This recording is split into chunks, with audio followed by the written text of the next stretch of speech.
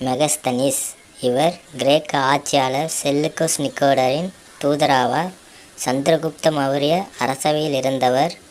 14 ஆண்டுகள் இந்தியாவில் இருந்தார். அவர் எழுதிய நூலின் பெயர்தான் இந்தியா. இந்நூல் மௌரிய பேரரசை பற்றி நாம் தெரிந்து கொள்ள ஒரு முக்கிய சான்றாகும். வேதகாலம் 2 கட்டங்களாக உள்ளது. அதில் தொடக்க வேதகாலம் பொது ஆண்டுக்கு முன் 1500 1000 வரையும், பின்வேத காலம் பொது ஆண்டுக்கு முன் 1000 600 வரையாகவும், தொடக்க வேத காலம் ரிக்வேத காலம் என்றும், பின்வேத காலத்தில் யஜுர் சாம அதர்வன இவைகள் அனைத்தும் பின்வேத காலத்தில் அடங்கியுள்ளன. பாலி.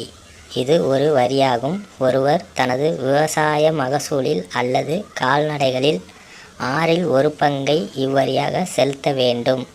இதில் கொஸ்டின் எப்படி கேட்பாங்கன்னா, பாலியின் வடிவம் என்னன்னு கேட்பாங்க. அது ஒரு வரி வடிவமாகும். அதே மாதிரி எத்தனை பங்கு என்று கேட்பாங்க. ரிக்வேத கால மக்கள் அறிந்திருந்த உலோகங்கள், அதாவது முன்வேத காலம், தங்கத்தை ஹீரண்யா என்றும், இரும்பை சியாமா என்றும், தாமிரம் அல்லது செம்பை அயாஸ் என்றும் அழைத்தனர்.